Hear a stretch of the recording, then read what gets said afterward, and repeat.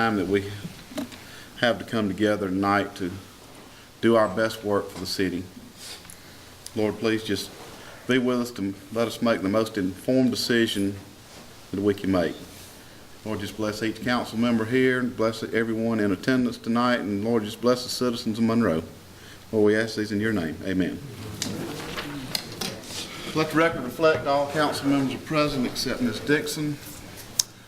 We need an approval of the agenda. So moved. Motion by Mr. Little. Second by Mr. Adcock. Any discussion? All in favor? Aye. Any opposed? The agenda passes. We need an approval.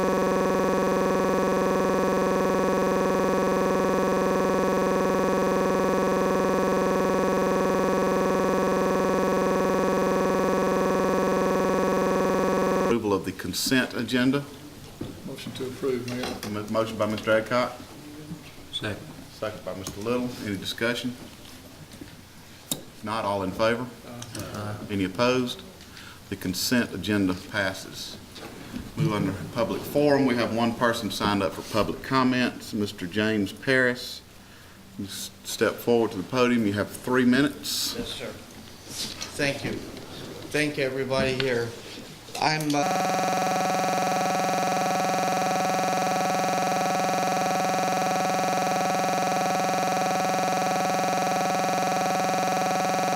James Paris. I mean, I know y'all know who I am. I have pictures of the flood that happened at my house 3 months ago, and because the city water, I don't know which department would actually do the clearing of land for an easement, but because of failure to do so, resorted in the flood. They took in everything from me, and the reason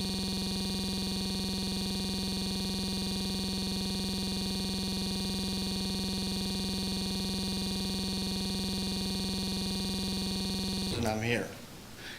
Basically lost everything, including my voice, which y'all are aware that 2 months ago I couldn't even speak. I was whispering. I'm just praying that y'all will please vote. I don't have an attorney. I'm not trying to get an attorney. I'm not trying to sue no one. I just would like the city to do the right thing, and please, I'm not trying to be a problem to no one.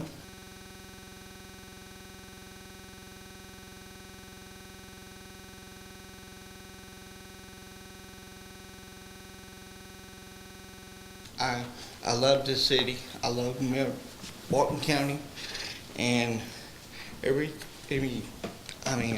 I'm just trying to do right. When something happens, I hit a car, I won't pay for the damages, and I feel like I was damaged because the city, I don't know if they didn't know about it or didn't care, I don't know, but the failure to cut down the underbrush.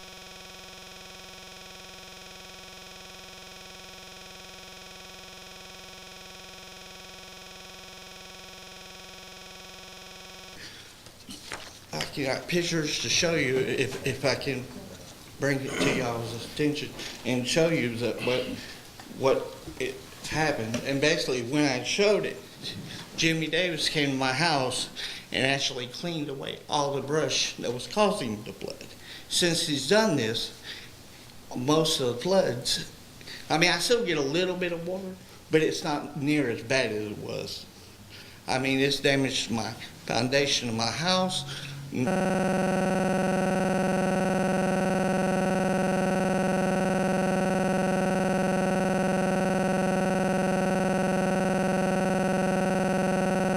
Including my deck. I can't even walk on my deck with my kids, enjoy my house that I bought.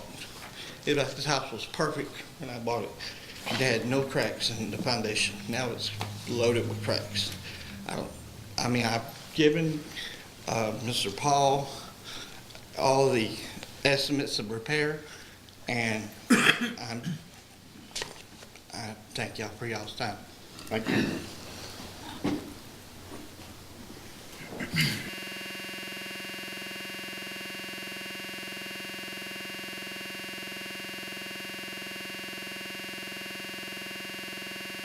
Okay, item number 2, public hearing. We have no public hearings, okay. Moving to new business, resolution for open records officer.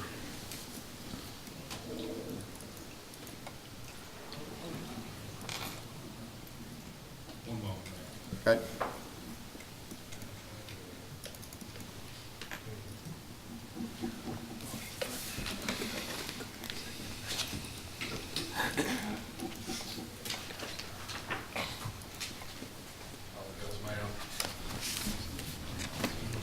This is a resolution of the City Council of the City of Monroe, Georgia, for the purpose of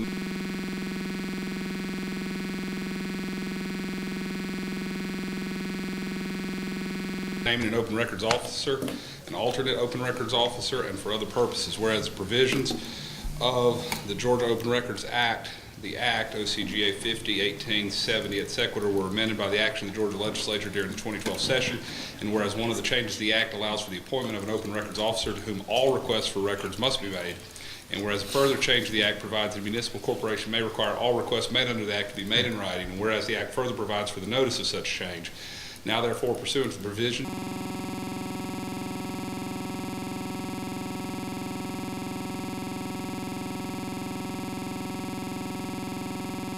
of the Act, the City Council of the City of Monroe, the governing body of the City of Monroe, does hereby resolve as follows. 1, the city administrator is designated as the open records officer, and the city clerk is designated as the alternate open records officer to act in the absence of the city administrator, both to act for the City of Monroe, Georgia, and all of its related and subsidiary entities as defined in the Act. 2, all requests for records made under the Act directed to the City of Monroe shall be made in writing to the open records officer or in his absence to the alternate records officer. 3, the open records officer is directed to cause all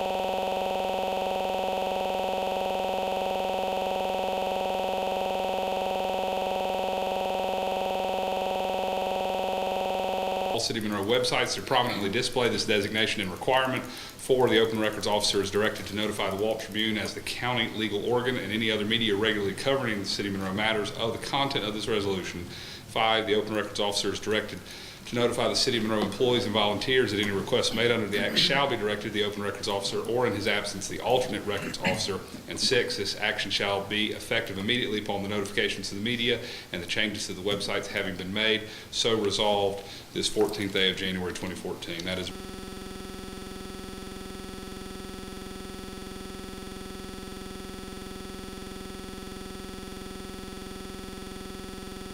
resolution, Mayor. Okay. Need to entertain a motion on this resolution. Move to approve the resolution. Have a motion by Mr. Little. Second. Second by Ms. Malcolm. Any discussion? Hearing none, all in favor? Any opposed? That passes. Item number 2, we have the approval of the Main Street Program Memorandum of Understanding.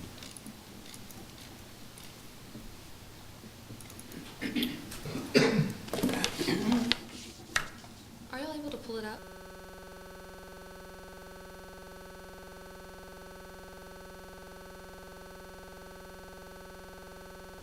So it wasn't working on mine. Just want to make sure you can see it if you need to see it. We've got ours. Okay, perfect, great. I have the hard copy. This is the annual memorandum of understanding between the DCA and the local government to remain a Main Street community. This year, it's much more detailed. Fortunately for all of us, they're improving the expectations and the accountability of Main Street programs, which creates a higher value for the designation. So this is just the annual agreement. It outlines everything they expect us to do as a community, everything they expect me to do as the Main Street director. It's pretty straightforward, and a lot of it we already have done and have been doing, so we'll continue.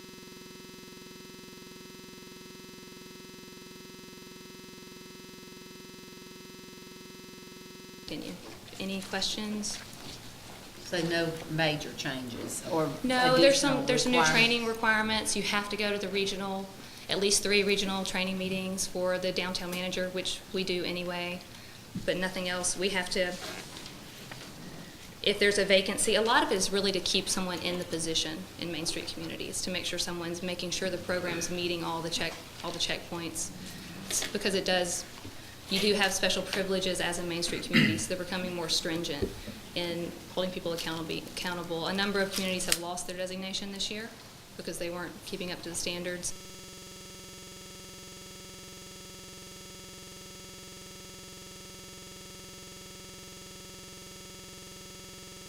And they've started the process again for new communities to apply, which is good for us. It's a real honor to have it, and it's becoming more prestigious. Okay, any more questions for Sadie? Okay, if not, we'll need a motion to approve this memorandum of understanding. I'll move we approve. Motion by Mr. Bradley. Second. Second by Mr. Richardson. All in favor? Any opposed? That passes. Item number 3, building inspection policy change. Mayor, I'll start off with that. Just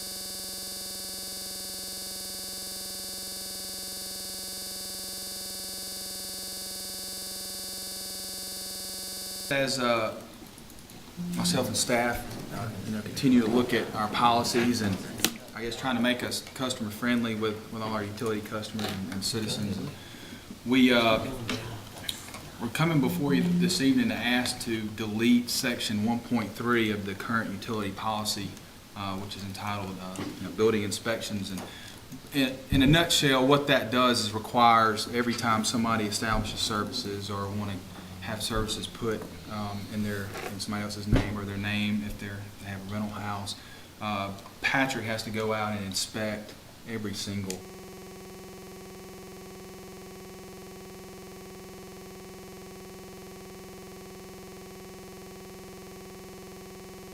one of those. So we're asking to delete this and basically do it with the paperwork that's already required. It holds us harmless, and there's no liability to us. And Patrick and Brian can kind of expound on that as far as their procedures and protocols of how they follow this current policy. That's right. Thank you, Matthew. Right now, what we're doing is just as Matthew described, we're inspecting every property. And what it does is cut down on the efficiency of handling actual problems by having to look at every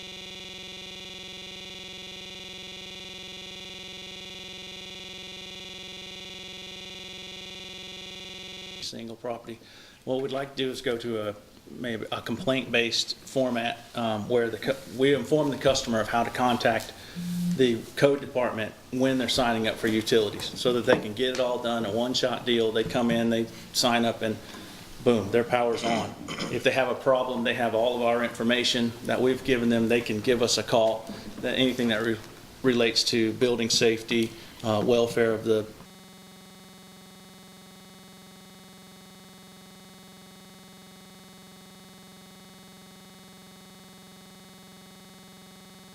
people living there, anything like that, building codes.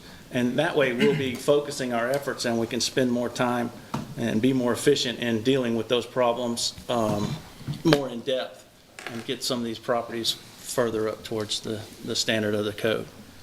Brian's got a lot of more input as far as his side goes, or some input. That would add on to what we've already said. Well, the one thing I look at is who else does this, and there's only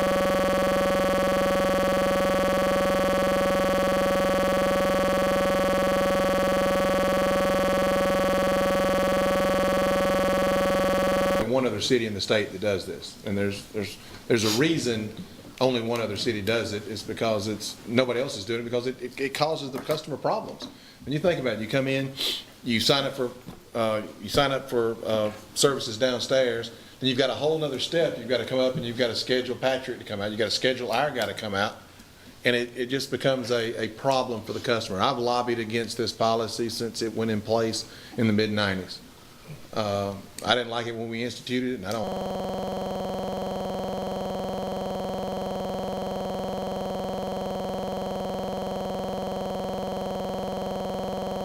like it today.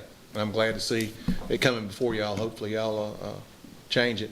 It really, in my opinion, I've always thought it actually puts more on us instead of putting less on the city. We're already going out there saying now, yeah, this house is okay, it's fine.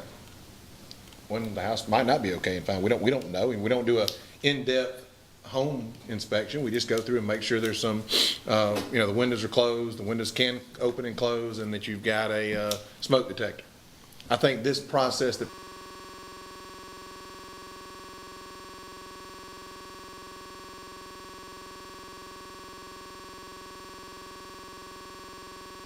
Patrick's come up with giving the information to the customer or to the tenant saying, this is how you can contact the city if you have a problem with your landlord not fixing X, Y, or Z.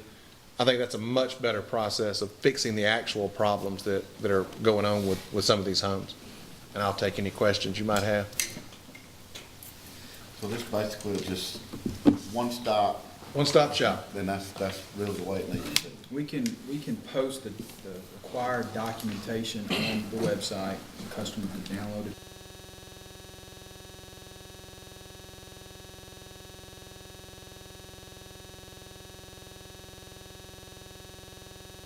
There, backs it in along with their ID, and we're taking out the middleman, basically, so and get it all done, which is without somebody having to come into City Hall and do. But now, there is something in the ordinances that state if our utility workers encounter any problems when they go hook up power, gas, water, then a work order would be made where Patrick then would have to come out and inspect it once that. And we've had problem that, is- we've had that recently, where my guys were out there, actually the fire department was out on site.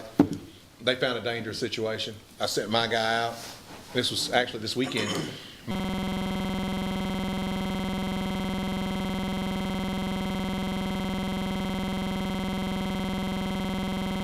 My guy disconnected the power from the house because it was a dangerous situation. Then we sent Patrick out to handle it on Monday.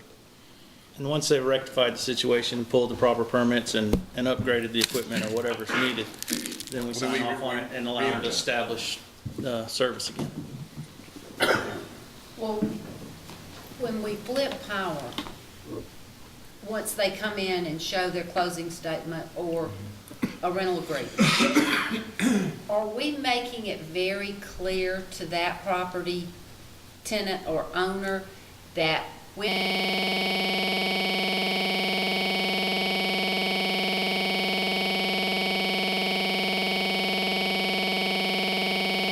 power is turned on, somebody needs to be physically in that house? Well, we're basically telling them that they need to have everything de-energized, and there's a whole harmless statement that they're signing that, yes, Okay. everything is de-energized. Okay, Same with water, I mean. yeah. Yeah. Make sure That's everything's on. huge. Now, if our guys cut it on, and you're sitting beside, most of the, They'll, you see that meter spinning real good, you don't see the air conditioner come on, you pull the meter, and see if somebody's home. Especially on water. Water's a lot easier than power. I mean, the air conditioning unit could kick on when you plug it up immediately.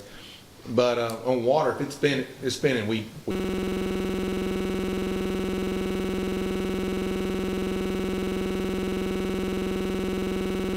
stop right there and then contact the customer. well, from my professional opinion, it's a great step in the right direction, and it certainly opens the door to more customer-friendly service to new people coming to the area Right.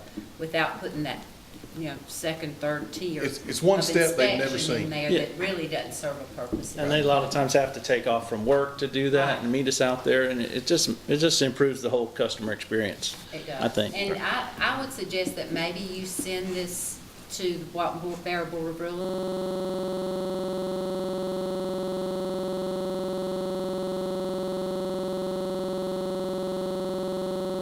Realtors, and they could get it out to all the realtors to let them be aware of, the new process.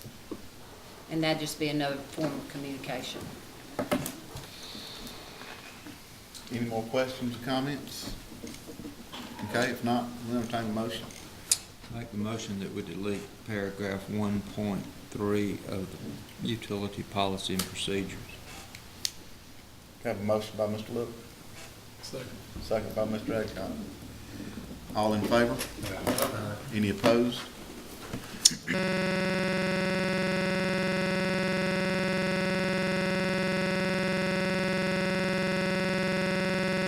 That passes. Okay. With no other business, we need to adjourn into executive session. So moved. Have a motion by Ms. Malcolm, Second. second by Mr. Adcock. All in favor? Okay. We'll take 2 or 3 minute break, adjourn into I'd like executive to see session.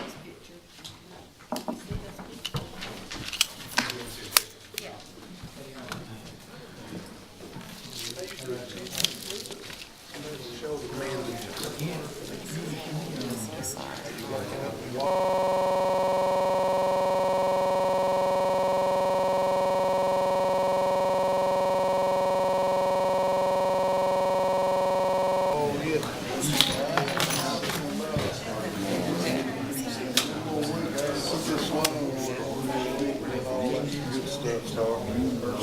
Steve Chandler told me when I come here, he said when I got to the point to where I could get right here, he said, today I wouldn't go let my folks see me every day. I think that's what it is. That's what I had.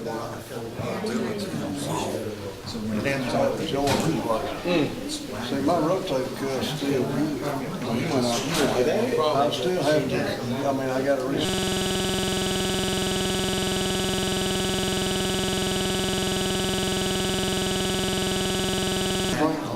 yeah, that's it. That's it. Cut that. See the top of your arm bone?